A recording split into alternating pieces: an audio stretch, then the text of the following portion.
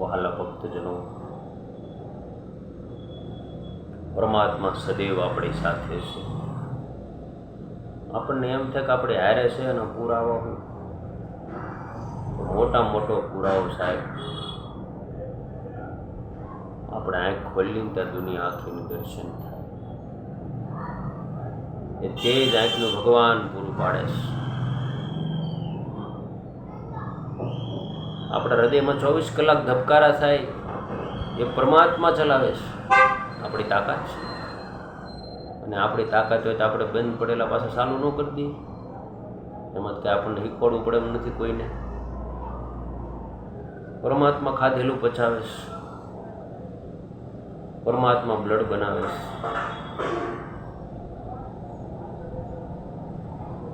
આપણા મનની અંદર કેટલી અગાધ અને અમાપ શક્તિઓ છે કે 30 વર્ષ પહેલા જૂનું ભૂલી ગયા હોય, સામે વ્યક્તિ આવી જાય તરત યાદ આવી જાય કે આ ભાઈને 25,000 આપ્યા, હજી પાછા નથી. આવા પુરાવાઓ છે. અને છતાં આપણે પૂછીએ છીએ કે ભગવાન શું કરે, ભગવાન ક્યાં છે? ભગવાન પ્રગટ મનુષ્યની અંદર છે. એની ઈચ્છા હોય તો જ આપણો હાથ હલે, એની ઈચ્છા હોય તો જ આપણે પગથી ચાલી શકીએ, એની ઈચ્છા હોય તો જ આપણે જીભથી બોલી શકીએ, એની ઈચ્છા હોય તો જ આપણે બધું કર્મ કરી શકીએ. કેટલું સુંદર મગજ આપ્યું પરમાત્માએ આપણને વિચાર કરવા માટે. કેટલી દિવ્યતા, કેટલી ભવ્યતા, કેટલી સુંદરતા. છતાં આપણે ફરિયાદ કરી પરમાત્માએ આપણને શું આપ્યું? વાલા ભક્તજનો, અદ્ભુત અને અજોડ આપ્યું છે. એમાં કાંઈ ઘટે એવું નથી, કાંઈ ઘટે એવું નથી. માટે હવે એને સમય આપ્યો છે આપણને, જે કાંઈ જીવનનો આપણે સેવા કરી લઈએ, બીજાને મદદરૂપ થઈ જઈએ. કોઈને હોસ્પિટલની જરૂર હોય તો હોસ્પિટલની સેવા કરીએ, ત્યાં જઈને સેવા કરી આવે. કોઈને સ્કૂલમાં જરૂર હોય તો સ્કૂલમાં સેવા કરી આવે. કોઈ વિદ્યાર્થીઓને મદદરૂપ થાય. બસ જીવન ગમે તેટલું જીવશું, પણ શિક્ષણ અને સ્વાસ્થ્યની બાબતમાં જો આપણે કામ નહીં કરીએ તો પરમાત્મા રાજી નહીં થાય. પરમાત્મા રાજી નહીં થાય. કારણ કે પરમાત્મા આ બે વસ્તુમાં બહુ રાજી છે, બહુ રાજી છે. આ અમારો સ્વનો અનુભવ છે.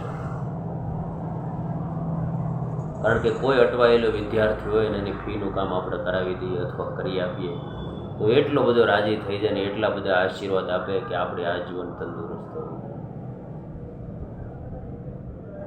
કોઈને હોસ્પિટલમાં જરૂર હોય ને રાત્રે સાથે ગયા હોય, લઈ ગયા હોય અને ત્યાં પણ કાંઈ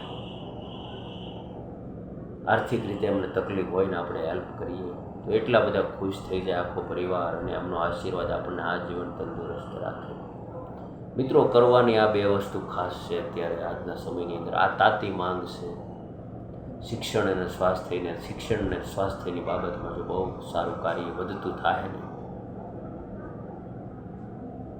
તો આપણા ભારત માટે બહુ ઉપયોગી બનશે, બહુ ઉપયોગી બનશે. વાલા ભક્તો, સત્ય અને પરમાત્માનો સંગ, સત્ય અને સંતોનો સંગ, સત્ય અને ભક્તોનો સંગ અને સત્ય અને દિવ્યતાનો સંગ આપણને શું કહી બતાવે છે, શું પૂરું પાડે છે?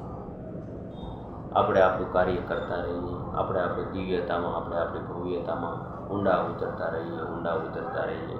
બસ એ જ પરમાત્મા, એ જ દિવ્ય શક્તિ, એ જ અગાધ અને અમાપ શક્તિ શું આપણને કહી બતાવે છે?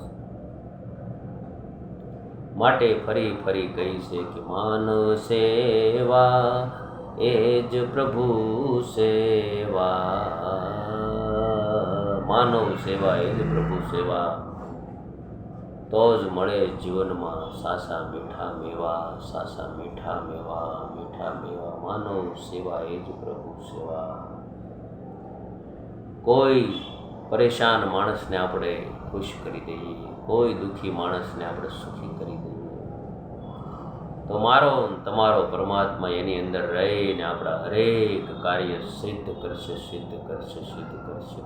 કરીને મનુષ્યના જીવનમાં આ કરવાનું છે મારા વાલીડા, આ કરવાનું છે. બીજું બધું તો આપોઆપ હાલતું રહે, પણ આ વસ્તુ નહીં કરીએ તો બહુ મોટી ખોટ જાય, બહુ મોટી ખોટ જાય. કારણ કે દરેક માણસની અંદર પરમાત્મા બેઠેલા છે. પછી એ સ્ત્રી હોય કે પુરુષ હોય, એમના જીવનમાં આપણે મદદરૂપ થઈએ, એમના દુઃખમાં ભાગ લઈએ તો પરમાત્મા ખૂબ રાજી થાય, ખૂબ રાજી થાય.